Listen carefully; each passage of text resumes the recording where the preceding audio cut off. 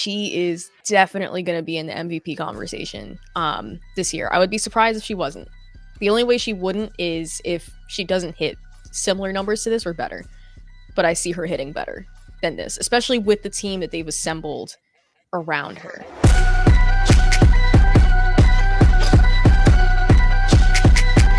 Indiana Fever. You mentioned it. We'll get to Kayla specifically, but like in terms of off season, this is a team that I think probably won the off season. In terms of and this is where you get to the Fever and the Aces, and it's like I still think the Aces are good. And if you look at championship odds, not that betting is a measurement of how things are necessarily going to play out, but it gives you an idea of what the public is thinking, what people are thinking. And in any book, the top four teams, like the Liberty will be favored to basically repeat. And then underneath them in some order would be Lynx, Aces, Fever. Sometimes it'll be bungled around for obvious reasons. A lot of people are optimistic / hopeful with the Fever as it pertains to the Fever. They did a really good job, I think, of surrounding Caitlin Clark with the right type of players. I don't know about championship already. Like, I feel like that's a little fast because typically it doesn't happen that way, but they're good enough to give a lot of teams some problems. You mentioned it. Caitlin Clark, you have Sydney Colson backing her up, veteran. Kelsey Mitchell's back, which is something that wasn't seen as a layup at a point. And obviously she would enter free agency, get a lot of interest, but they brought her back. Sophie Cunningham. I like that acquisition a lot. From a pure shooting perspective, you want to surround Caitlin Clark with some shooters, obviously. DeWanna Bonner. Obviously, Jaylen Brown just got waived. Now, if you follow the NBA, this happened immediately after Jason Tatum's Achilles surgery was announced. And you may have read this wrong, but like I did, that was a confusing 5 seconds before I regathered myself. Lexi Hall, another shooter. DeWanna Bonner, overall scorer, could still defend. Natasha Howard, like this team, and Aaliyah Boston, who she looks like she's gonna have a really good season, like a really good season. Where are you at with this team, and where do you slot them in terms of, I guess, preseason hierarchy, if you will?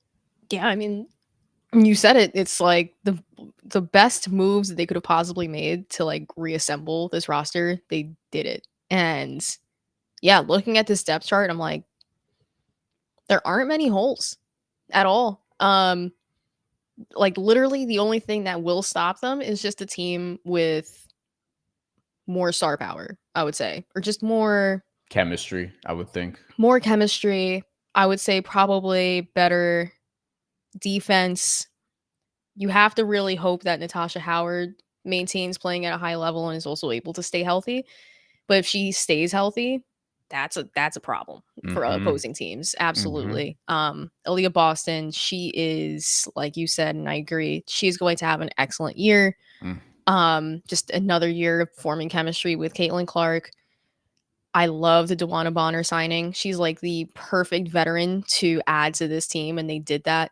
And I really enjoy that Lexi Hall will probably be backing her up, and I think Lexi Hall is going to have a really excellent season as well. I think she's going to be definitely in 6th player of the year conversation, so she's not starting, just based on her end of year last year where it felt like she could not miss from 3.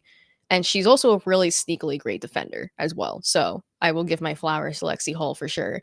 Yeah, and then you have Kelsey Mitchell and Caitlin Clark as your backcourt. Like that's perfect. It's literally perfect. And like they just have the depth. They have an excellent starting 5 on paper. It's literally like just going to come down to how quickly can they put all the pieces together. Right.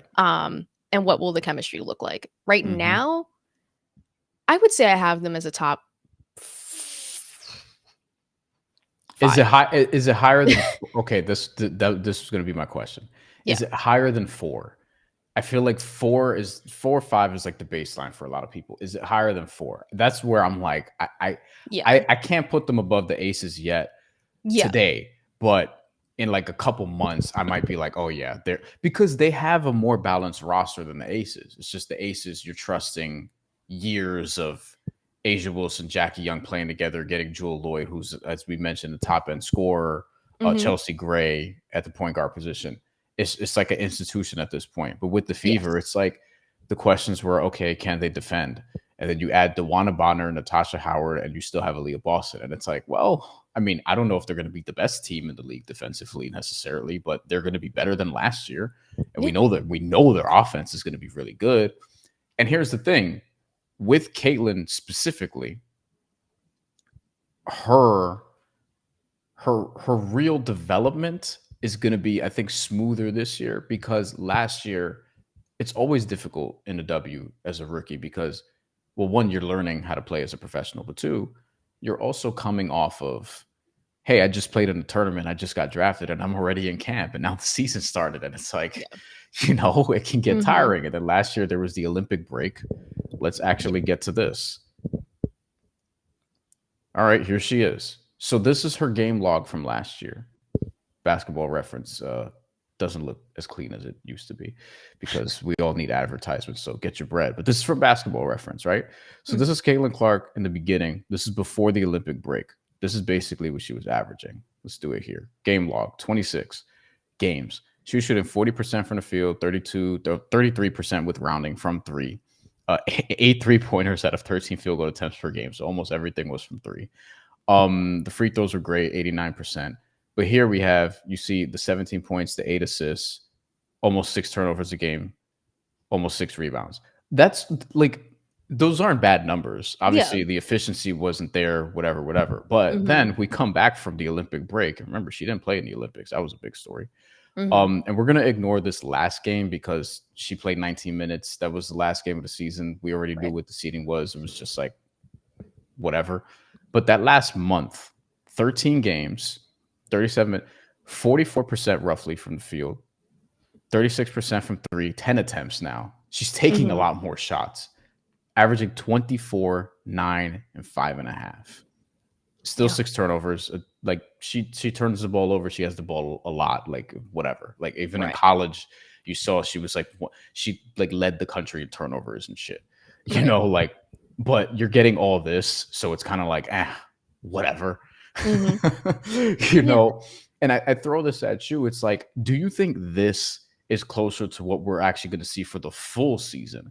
Because if that's the case, then we're talking about possible MVP, Mhm. which a lot of people are betting on. Yeah. I still think Nafisa Collier, like this could be her season to get Yeah. that, but like she's going to be in MVP discussions if this is a representative sample for what she's going to do. Yeah. Absolutely. I mean, I think that it's kind of wild, but that's like the expectation set for her, right? Like that's the floor. The floor for her in year 2 is that she will be in the MVP conversations, probably finish like 3rd or 4th in voting, and she will be a first team all WNBA player. Like that is the floor for her this year. That's And I think crazy. it is wild. Like, but that's and she had a massive amount of rest and time to train this off season because she didn't do Unrivaled. She didn't participate in anything other than just training, and that is it. And that is all she did. She definitely did weight training. As people have noted, she definitely looks like she's stronger compared to her rookie year. We've seen plenty of rookies realize that that's something that they have to do in order to, survive in the WNBA. And so, all that taken into consideration, she is definitely going to be in the MVP conversation this year. I would be surprised if she wasn't. The only way she wouldn't is if she doesn't hit similar numbers to this or better.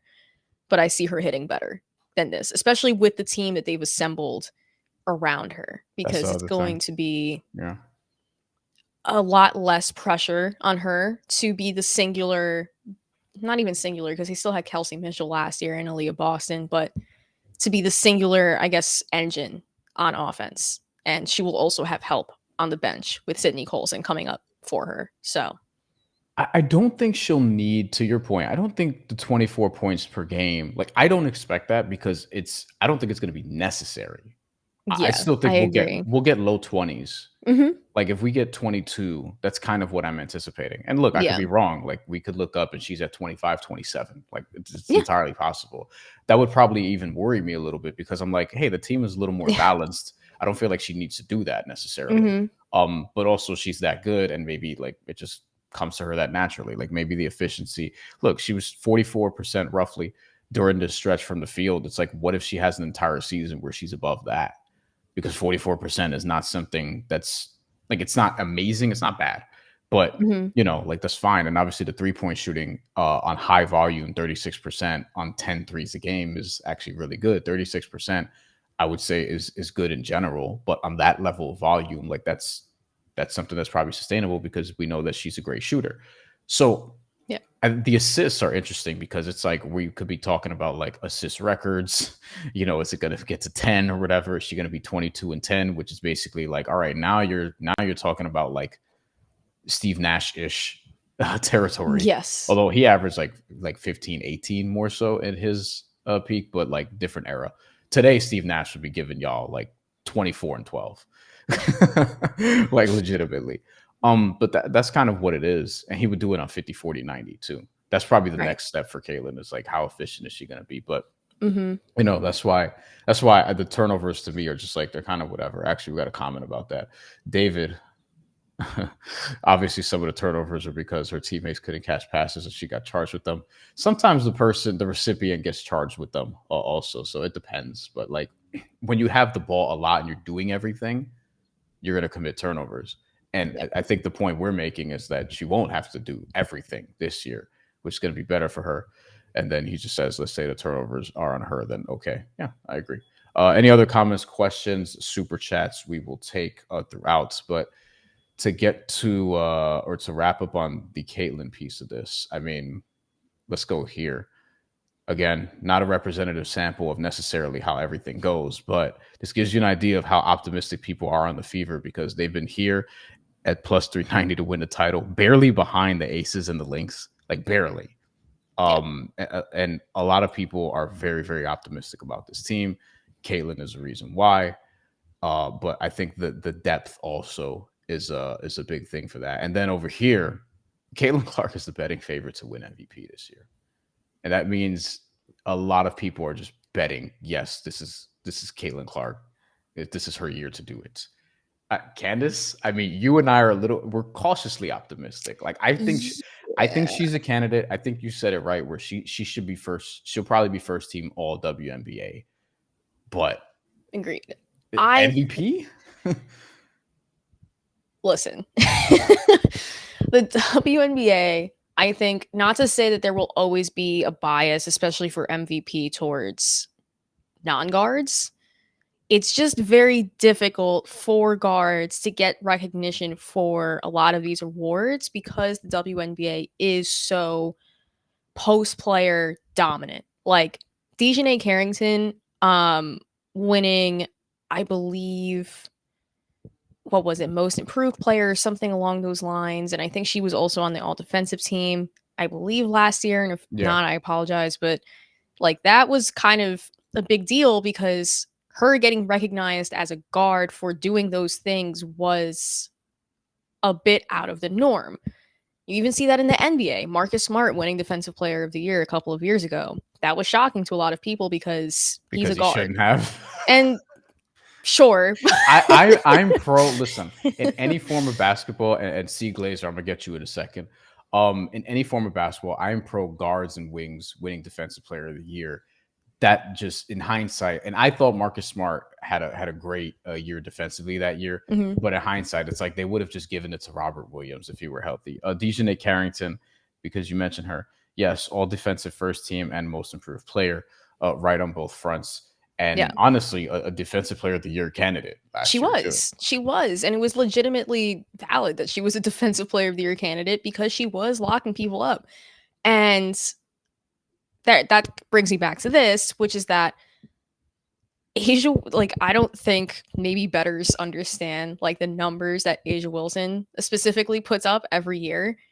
Her numbers are legitimately insane. Like, just absolutely mind boggling, always breaking her own records.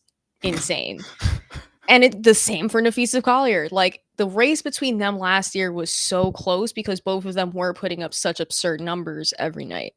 And it could have gone to either of them, and I think everyone would have been happy because it just made sense for one or the other to win MVP. I do not see a fall off from either of them. In fact, in my opinion, I think it's Nafisa Collier's award to lose this year because I think that she is going to come out with major vengeance this year after both losing the finals and also losing out on the MVP last year. And so I think she's coming out hot this year. It's going to be very difficult, in my opinion, for Caitlin Clark to be able to catch up to Asia Wilson and Nafisa Collier's numbers, Yeah. especially because they're just able to do a lot more on the floor than she is. Caitlin Clark would have to have, I, I don't even know. She would have to have like a 30, I don't even think it's 30. 12. Like I don't even think it's 30. I she would think have to have like a ridiculous season in order to get in the conversation of defeating both Asia Wilson and Nafisa Collier for this. I don't know if it has to be that crazy because like if the Fever get a 1 seed, Yeah. and she does what she did last year toward the end, so that last month where she's averaging 24-9 roughly, Yeah. then she might just win the award depending on like what else is going on or whatever the case may be. I'm fine with this being the top 3. I think Kaylin didn't originally start here as the favorite. It's just people kept betting her, and the books are kind of like, we have to put her the favorite because we keep taking money on her. Like that's kind of how that works. Like they list the price so that it's like people keep. I guarantee she's gotten the most bets to win MVP this year. So I think this top 3 is likely to be the top 3. It's not always going to be the case though, because how many people were betting Nafisa Collier? How many people thought Nafisa Collier was going to be MVP last year? A lot of people didn't even think they were going to make the playoffs. Like they were projected not even to make the playoffs, and they ended up. I mean, some people would pushing. Say some people would say more than pushing. Again, some people would say that they probably should have won the championship. Right. So here's the thing. And like Satu Sabali, going back to Phoenix, like could she be this year's Nafisa Collier, where she just fucks all this up? Mm-hmm. Yeah, You know what I mean? that would be interesting. So there's that as well.